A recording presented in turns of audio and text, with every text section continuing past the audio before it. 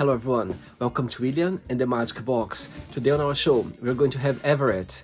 Everett is from New York in the USA. So let's see what Everett has to say. Enjoy the interview. Hello. Hello. How Hello. are you? I'm very well. How are you doing today? I'm good. I have no idea what we're doing, but I love your shirts. I love your shirts. thank you. I want it to be tropical today. Feel nice in, Miami, Brazil. Brazil, Miami. Yeah, I'm going to Rio someday. Yeah. Amazing. Okay, Fred. So just before we start the game, just tell me where are you from? I'm from Jamestown, New York, but I have been a New York City resident for the past 20 years. Oh, wow. And what's in your opinion, what's the best part of living in New York? Oh my gosh, food, all of the hot men, all of the just something to do all the time. There's always something to do. You can just walk outside, go across the street, and there's something to do. That's the best part. I'll tell you something now. When I was young, I was 12 years old when I started studying English, and English always been my passion, the English language. And since then, it was my dream to go to New York. I don't know why. I always have this fascination about New York. And 3 years ago, huh? You went? And 3 years ago, I had the privilege of going to New York. My best friend who lives in Canada, he was working a bank at the time, and he was traveling sometimes around US for work.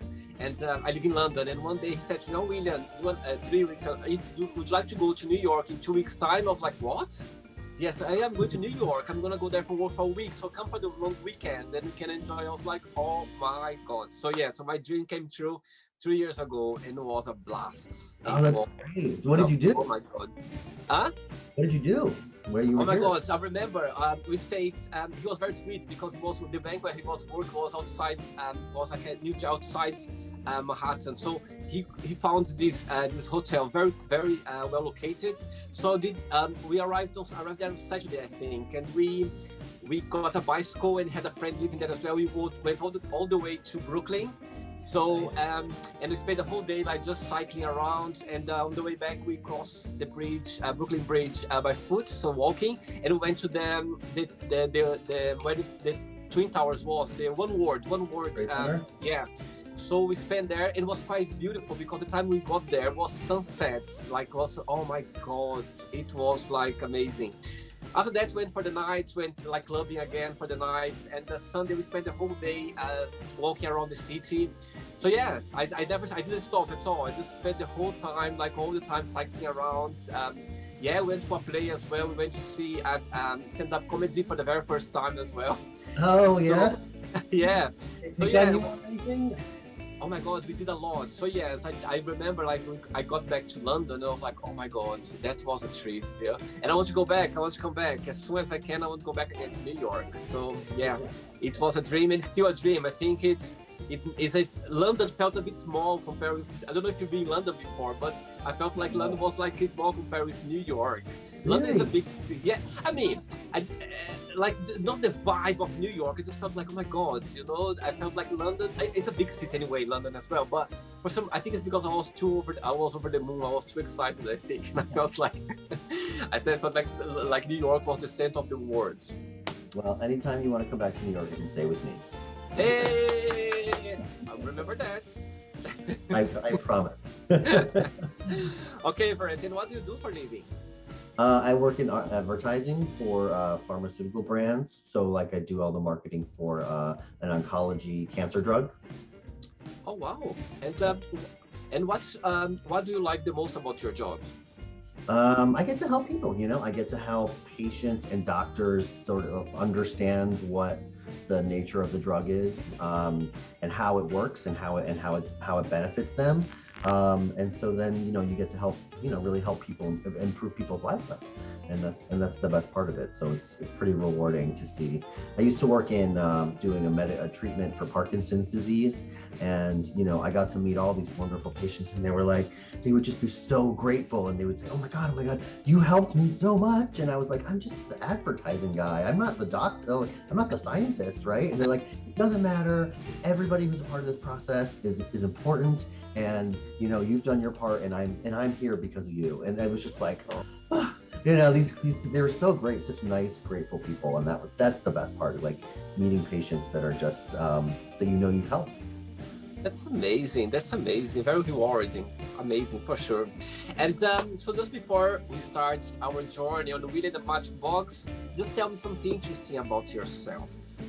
I'm half Puerto Rican, so most people don't see that because I'm blonde. But so there's that. Let's see. I have traveled. My goal is to travel all over the world. I've been to Southeast Asia a couple of times, and all over the U.S. Let's see. I just. Oh, big sci-fi, Star Trek geek. Anything sci-fi or Star Trek I am all about.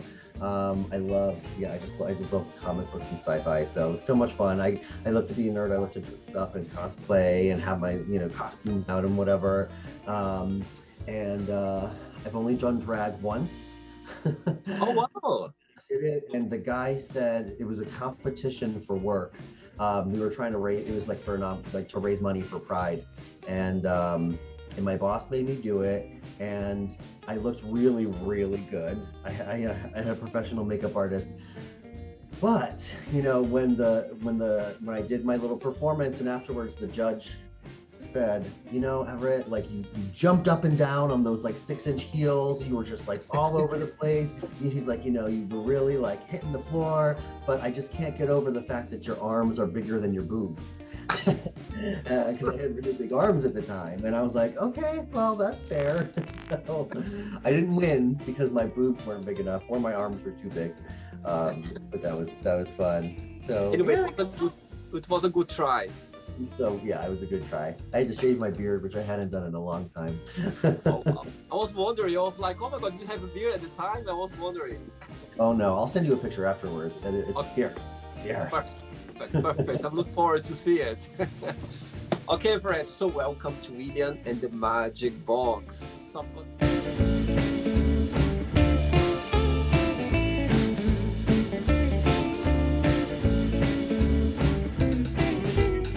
Here my lovely box, my best friend, full of random fun questions. Okay, I'm just gonna play a song now, just for us to move a little bit before the first question. Okay, and through the journeys, there is a question you don't want to answer, or you don't want to have an answer for. Always can change. Okay, it's all very friendly and chilled. Okay, no pressure. All right, let's do it. Boom, boom. Good. Let's go for the first question. The first question is, do you have any nicknames? I have a lot of nicknames. Cuddle Cub, Baby Bear, Muscle Pup, and just Ev. As which one? Ev. E-V. Ev. Ah, interesting. And do your family call you Everett or not? Yeah, most people call me Everett. Yeah. My mom used to call me EJ sometimes, and that works. But yeah, mostly my family just Everett. Very good. Next question. You got the moves. You are half Puerto Rican, so you got the moves. I've got it in the booty. Boom, boom, boom. Right. Next question is, what has been the lowest point of your life? Oh my God. I think it was this last year.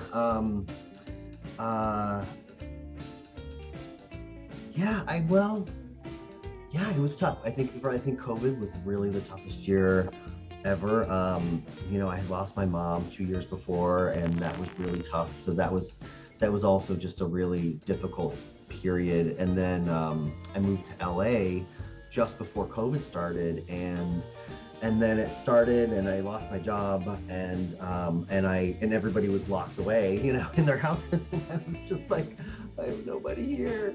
I felt very alone, very isolated. I think that's like, for me, one of the most difficult things is when I feel alone, when I feel like I don't have any support, nobody behind my back, to just like be with me and keep me going. And so yeah, and I just fell into really dark depression, and was very sad for a lot of COVID.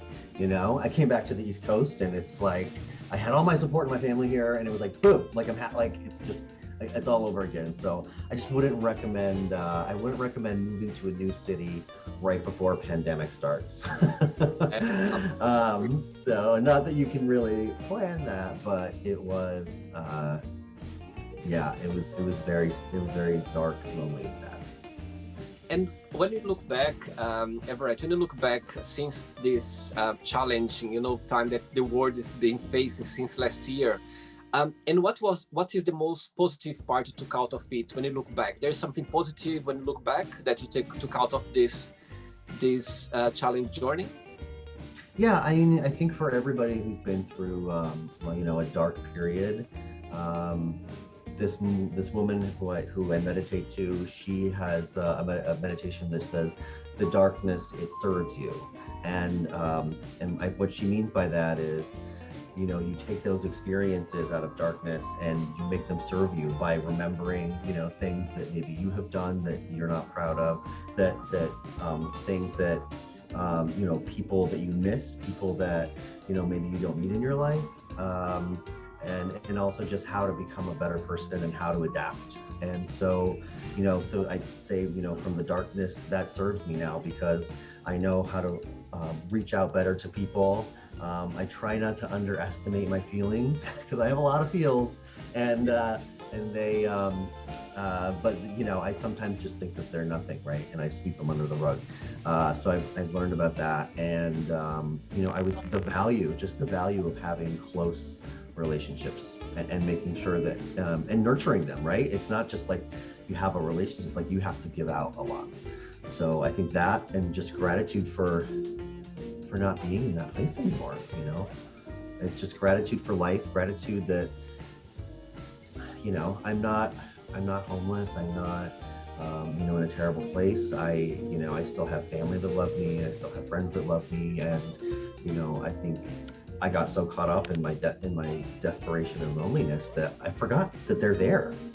Absolutely. They're there. And so I'm just sitting here, hopeless and just, horribly depressed, but I'm not reaching out. So, it takes a lot for me to have to go and do that too. So yeah, and I think also just a connection to the universe, right? To listen to the universe, to listen to God or a higher power, and just to not only speak to it, but to hear it and to sit quiet with yourself and to sort of say, okay, where is this universe, this energy trying to guide me to in my next step, right? What is the next right action? So that's what I've taken out of this last year, But I think the most important thing is the value of relationships and people. Absolutely. And I think you saying that, you made me go through as well my journey last year. And I remember, I think all of us, we find a way to adjust ourselves to this new world. You know what I mean? I think all of us, we went through tough times. I think all of us, we had like very down times. I remember one day calling my friend of mine, just saying, oh, I'm just reaching out because I'm really feeling anxious. I just don't know why. I'm alone here in my bedroom and I'm just feeling anxious about, this uncertainty. I don't know what's happening. I'm just calling just to talk a little bit because I'm not feeling well about whatever is happening right now. And so yeah, when I look back as well, as you said, I think we kind of let ourselves to the universe to do the job as well, and for us to connect with ourselves more than ever, like deeper than ever. And we are almost there. I'm getting there slowly. We are that's there. Next question. Ready? Let's do it.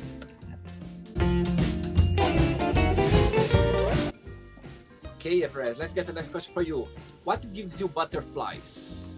What gives me butterflies? I would say leather. A man in leather. I think exploring the world, and literally just laying your eyes on like this new place that's like just so different from what you're used to. That just makes me super excited. I think a guy who makes me feel sweet and loved, and like just who knows how to get into my mind and just like wraps his mental energy around me, and big hugs, big bear hugs, kind of give me butterflies. Let's see, what else gives me butterflies? I guess this bear hug, this should be very leather for sure. Yeah, to make it even better. I think, yeah, I mean, a nice beard. I think a beautiful Spanish accent, and it's amazing. Anybody who speaks to me in Spanish or Italian is like, oh. Can you speak Spanish, by the way? Of course you can. Sí, pero un poquito, necesito practicar más. How about Portuguese? No, Brazilian men give me butterflies. It's like your country is just like made to just produce beautiful people. And I am like, oh my God, look at all these Brazilian guys. So, I think I'm gonna have to if I'm gonna find my Brazilian husband, right?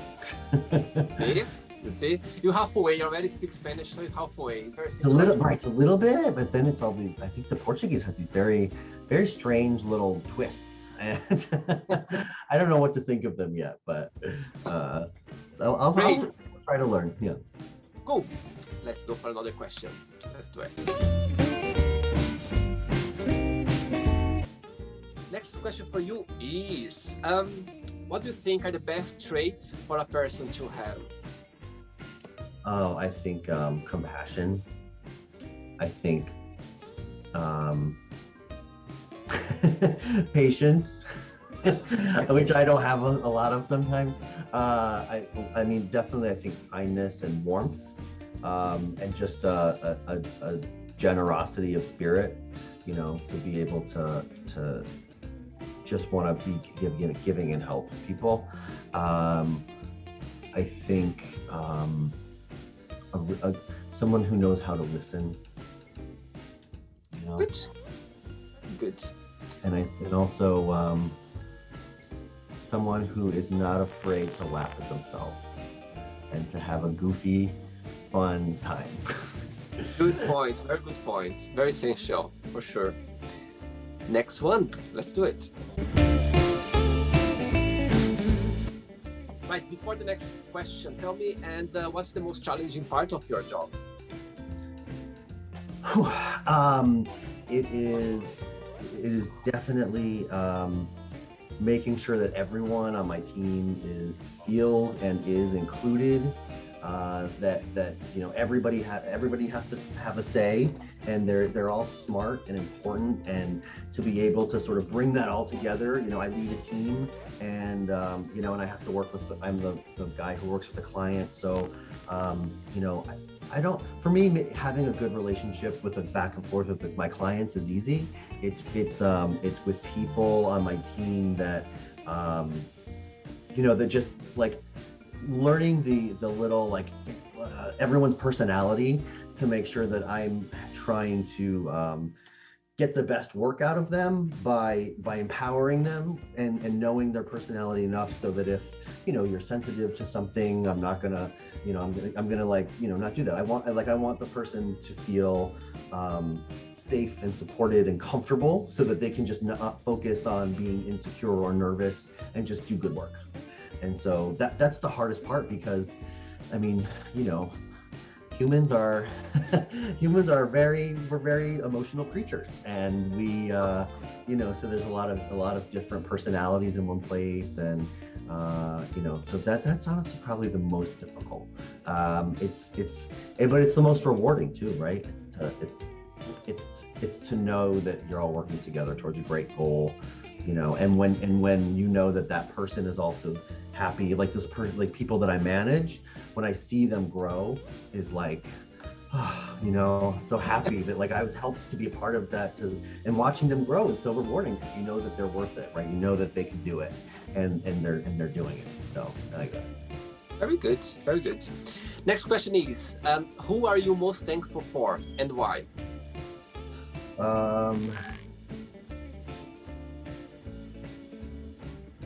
I would say I'm most thankful for my parents. My mom, she passed away a few years ago. She was the most incredible, loving spirit. You know, just think of this like warm, like just beautiful, like loving, like Puerto Rican mom who was just so full of like energy and growth. She was like our queen, and she just gave me so much happiness and love, and she taught me how to love, and she taught me how to be sensitive, and she taught me how to you know, to sort of not worry so much about myself, and also, you know, that she taught me it's okay to cry. Oh. And she, you know, also just she's taught me how to, even passing, she's taught me how to take those best qualities that I inherited and keep them going and pass them on to others. And the same goes for my dad. He's been, you know, ever since I came out of the closet when I was 22, he like called me every single day, like, I love you, I love you, I love you. And, you know, and then just throughout the years, he's always been there as a solid support, no matter what. And, you know, and through this last year of COVID, it was, you know, a dark and depressing year. And, you know, he was there for me. He's here in New York waiting for me to come back. And so when I came back, it's like, you know, and so, you know, and our relationship growing as almost like friends instead of father and son, but also father and son.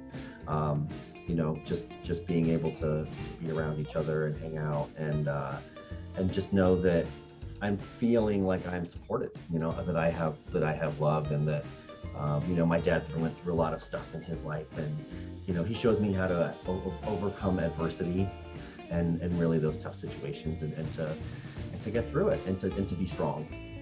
So I believe you always had the support of your family being gay.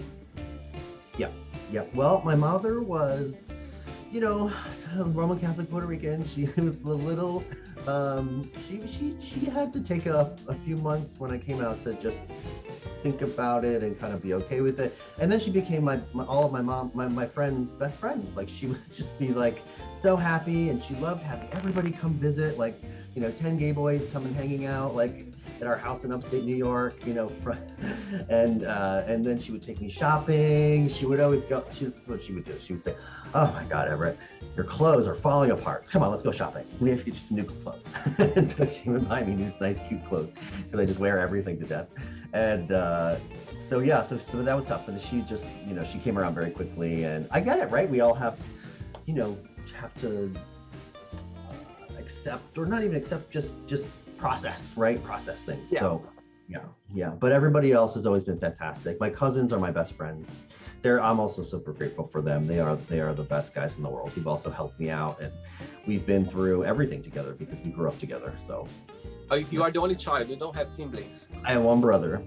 Okay. One older brother. Yep. He's 2 years older. He lives in Florida, and he's also gay. So we have a big gay family. Oh, wow. Wow.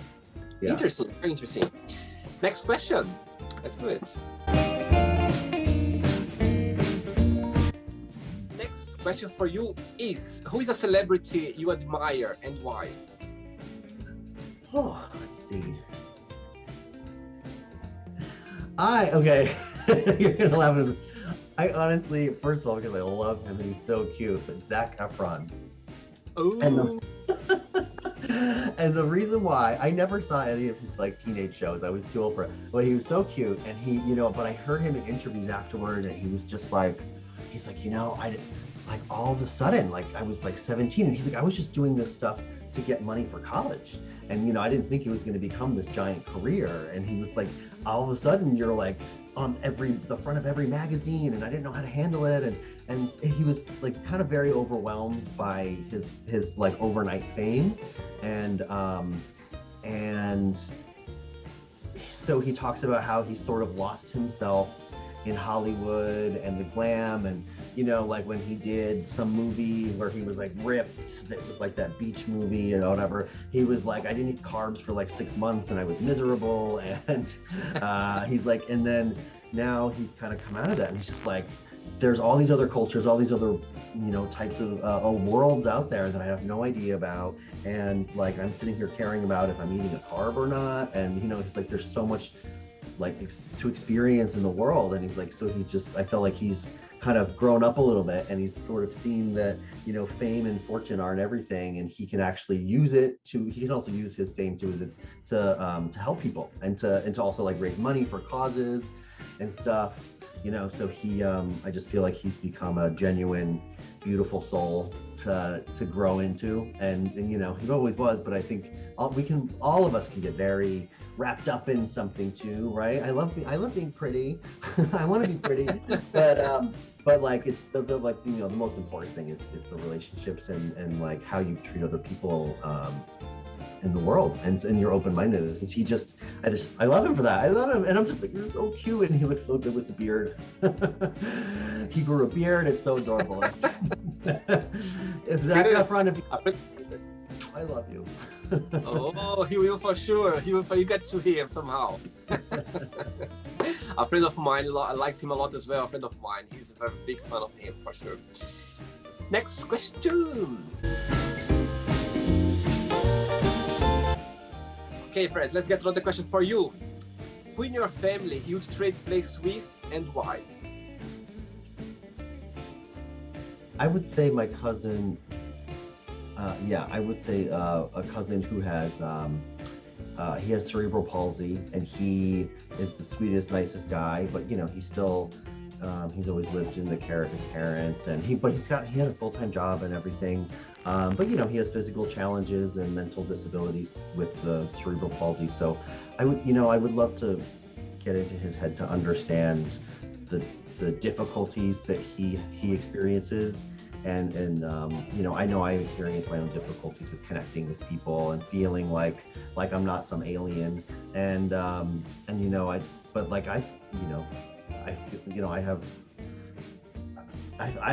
pretty easy to get along with, but I also don't have like a physical impairment or a mental impairment. I would love to just understand that, to be in his shoes, to know how difficult it is to feel. I don't know if he feels trapped. I don't know if he's just completely okay, or if he just is like, this is my life and I love it. We don't talk enough, I think, and I would love to know, those feelings deep down, and like what his struggles are from day to day, so that, I can be more sensitive and compassionate to that. Good answer. I like that. Another question. Let's do it. Just follow your moods, okay? Whatever you do, I'm going to follow you from now on. Right, before the next question, as you mentioned that you have older gay brother. He came, for example, he always, do you remember growing up and seeing him as gay, and you kind of identify yourself to him, or you kind of didn't want to be, you know what I mean? Was kind of like, was protection, or was something that you felt like, okay, you know what I mean? I can be free, I can be gay because he's gay as well, you know what I mean? Or how did you feel about it? I think he had a lot of trouble with self-acceptance too when he was a teenager in college. Then he was bullied and made fun of a lot for acting effeminate, and I was a little bit too, but I think him more so. And I don't necessarily think that I used him as a role model to be comfortable with myself, because he wasn't either. But we have been through very similar, difficult situations in life, and with relationships, and with, just with like job stuff, and also obviously losing some family members. And so we are able to stay close, to connect on that kind of stuff. And, I actually remember when he went to college, and I was chatting online with, I was like on gay.com or something, some old chat rooms, and I started to date this guy who went to my brother's college, and I I didn't know that he knew him. And so then all of a sudden one day my brother is like, I know you're gay, you're dating this guy, da, da, da, da, da. And I was like, oh, and that's kind of how we came out to each other. Wow. So yeah.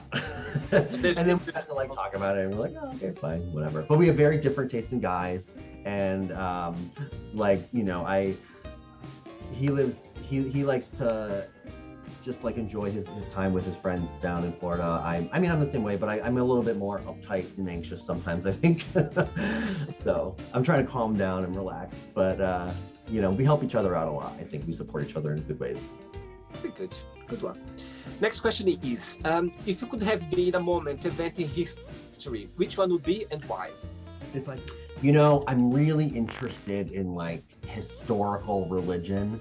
And so I really want to know what happened with the Great Flood and like Noah's Ark. Like, because there's all these historical texts, like not just the Bible, but all these, you know, like the sacred source, the Dead Sea Scrolls and all these things. And there's this general like agreement that there was a giant flood that happened and nobody really knows a lot more than that. So I want to know, I just want to know. I'm so curious. So curious as to like what happened to some of these civilizations and the religions, but that's the big one. I'm always just like, so was this like God's great flood? Was it just that, you know, who knows, you know, who knows? Some giant glacier just caught on fire, like the, you know, I don't know, whatever, whether, you know, so I totally want to know about that stuff. It's fascinating to me. Cool. Next question. Let's do it. Well, next question is, how would you describe a perfect friendship? Oh, a perfect friendship. Wow, I'm the perfect friendship. I would say, so gosh, I've got some great friends out there who have supported me so much. And sometimes I think, you know, they're there for me more than I am for them. So I'm working on that too, so very, you know, very mutual support and love. You know, I think respecting somebody, giving them the dignity of their own experience, you know, not trying to tell them what to do, but helping them and supporting them, right? Like I'm a big fan of being like, you can do whatever you want. Like you can, as long as you're, you know, as long as you're happy and it's bringing you joy, you're not hurting anybody else, you know, like you could, like, maybe this one path seems more difficult, but if that's what you really want, let's figure out how to do it instead of being like, that's a bad idea, you know? So I think somebody who's very supportive, and also, you know, me being able to offer all of that support. I think being intimate and vulnerable with each other is really important. I think just like communicating honestly and openly, and just being very accepting of each other, you know. And I think any friend would do that. You know, I can be judgmental. But I've learned that every time I'm judgmental, I turn into that thing or that person, and then it's the karma coming back to me. So every time I get all judgy about something, I'm like, well, okay, well, Everett, this is gonna come right back to you. So I try not to be judgy, but so I think, you know, non-judgmentalness, patience, kindness, compassion. Compassion's a big one, and for me, somebody who's fun and adventurous, and we can make each other laugh, and personally someone who's warm and affectionate like me, so we can hug each other and just you know, cry on each other's shoulder if we do. Beautiful, beautiful, beautiful. Next one. You know what's funny? When I have a few people on the show from New York, but live in another place in America, and when I ask them, what do you miss the most about New York? Guess what? The most of the answer they say. The beautiful men. No, pizza. Pizza. The pizza is really good. I mean, People go like, this is the pizza, William. I don't know why, but pizza in New York, you cannot find anywhere else in the world. That's what they say. I mean, they always say it's because of the water. The water is so good in New York that everything just tastes delicious. Like the bagels, the pizza, like it's all because of the water. But there's like this great place that it used to be under the Brooklyn Bridge in Brooklyn, on the Brooklyn side, called Grimaldi's. Oh, the place was so good. There's these crazy places like Two Boots Pizza, so good. You know, there's like in my old neighborhood in Hell's Kitchen, there's like B-side or B, whatever, I don't know, delicious. I mean, there's so many great pizza places. I love it. I'm sorry, Chicago. I'm sorry, you know, Atlanta. I'm sorry, it just doesn't matter. That's not Detroit pizza, that's very strange to me, but do you know like Chicago style or Detroit style? So Detroit, what's the difference? The difference for Detroit style is like this thick, like it's like a thick crust, but it's always cut like rectangles. Right. And it's pretty thick in lots of dough. And then like Chicago style, it's like a pie. It's like thick pie with like sauce and cheese and stuff in it. So it's looking like an inch thick, and it's like just this like I mean, you literally can like eat it in this like pie dish, and it's not flat thin crusted at all. It's really good though. It's just so much cheese. I love cheese though. Right. And so in your opinion, and regarding all of this beauty about New York, you know, and for you, what's the most challenging part of living there? So I would say so many people, but you can also feel very alone. It's almost like some people move to New York to sort of, you can hide, you know, you can hide in a giant city of millions of people, and you know, and so it can be harder to get relationships. I was very lucky because I went to college there, so we're all new and fresh, and so I was able to sort of get those friendships really easily. And then I have other ways of, you know, meeting friends, and but I would say you can still feel really isolated in any big city, but I think New York too, because it's almost like you feel like things are passing you by so quickly, and it almost feels like everybody else is doing these things, and half the time we're all just sitting there on our phones in our room. But so that's tough. The other part is just space. Oh my God, I moved to LA for a year. Well, I didn't love it. The space was just like, I got to have this big kitchen, this beautiful bedroom and living room. So like I like the country nature. I love, you know, just green.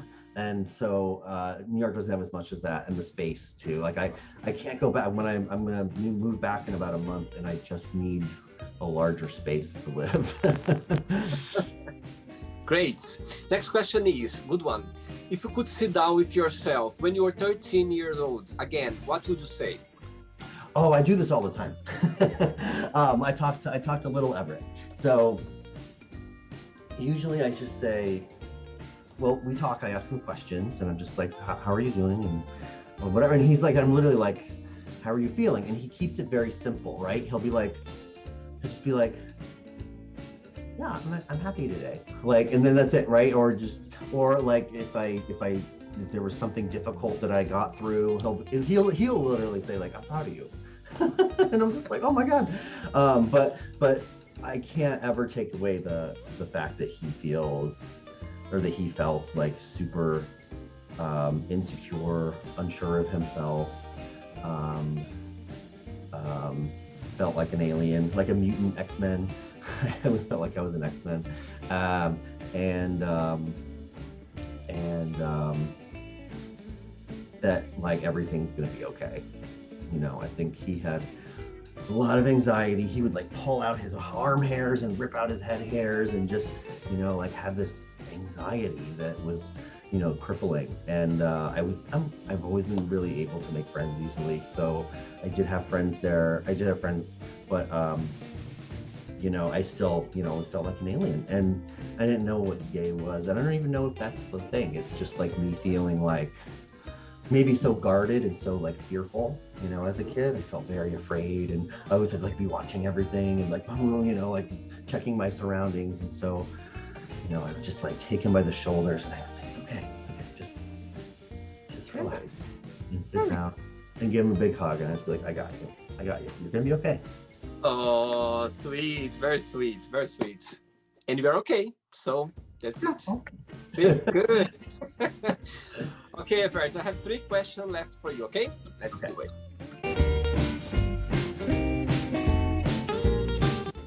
Next question for you is, if you met someone sad in the street, what would be your advice to this person? Oh, it's so tough. If I met somebody sad in the street, well, I would just want to sit and listen for a minute. Sometimes people just need someone to just talk to about stuff, and then they feel so much better afterwards, right? But I would tell them also, things are going to be better. Like, things are going to get better. It's going to be okay. And, if you need support, I'm here for you. Sometimes I don't know how to support everybody in different ways, but, if I can even just give them a hug and say, just stay positive, stay in gratitude. Sometimes if like we can just be grateful for the basic things, and that and just that they're not alone, right? You've got people, you've got this cosmic forces at work that I think are trying to conspire in your favor to like lead you to a greater life. And open, I would say, just be open to that, open to listening to what the universe is giving you, or trying to tell you. Very good.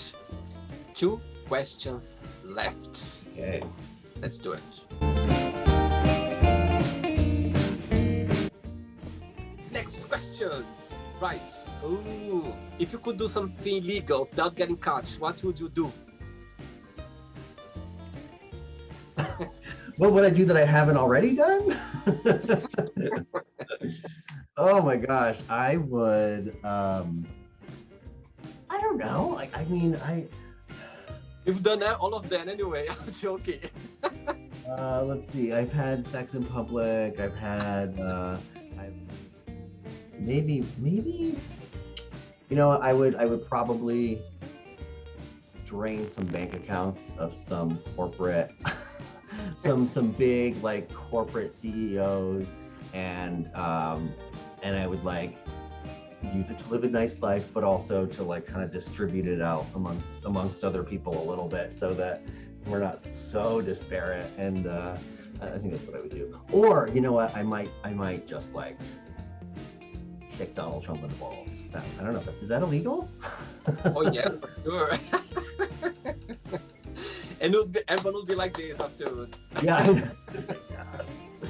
Yes, he did it. Yeah. Last question. Let's do it. Let's go for the last question. Right. What's the worst pickup line have you ever heard? Oh my gosh. Let's see. The worst pickup line I ever heard was the one that came out of my mouth that said, it was like New Year's Eve at this dive bar in New York City, and everybody, it was like very depressing. Everyone's just getting drunk at the bar, and I just like was wasted, and I go up to this guy and I was like, hey, so you want to go back to your place and ring in the new year? It was just like so cheesy, and it worked. But it was just like, oh my god. I just look back on that and I was like, if somebody asked me that, I would just be like, you are a mess and you must be joking. But I guess I was cute enough at the time that it was okay. And it worked. That's what matters. Very good. Right, let's play now the word association game, okay? I'm going to give away some words and you just tell one word that comes to your mind, okay? Quick thinking. Okay, all right. Let's start with politics. Trump. Okay, money. I don't know, money, safety, security. Okay. Love. Hugs. Family.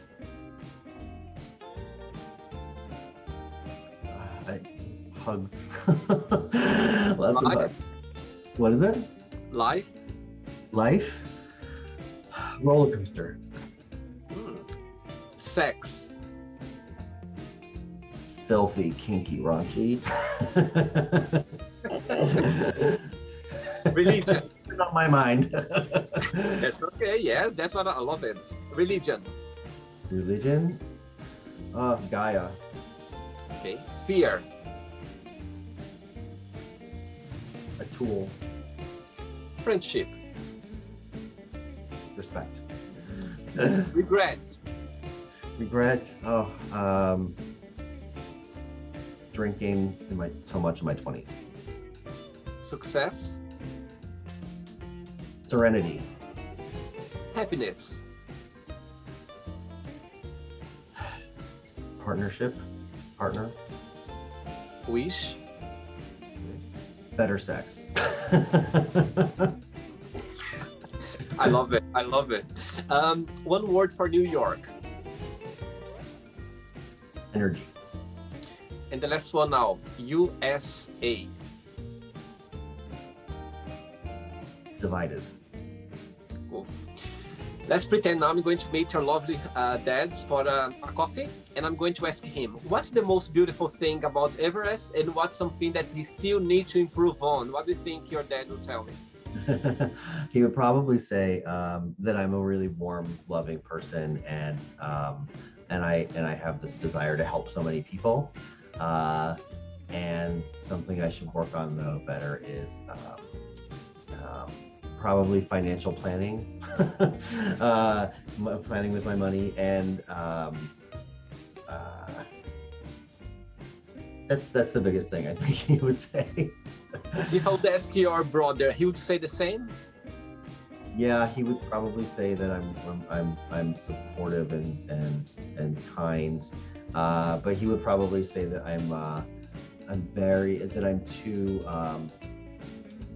too vain because I like to look pretty. Very good. Let's play now. Everett and the Magic Box, and you can ask me a question, okay? Okay, you can ask me a question now.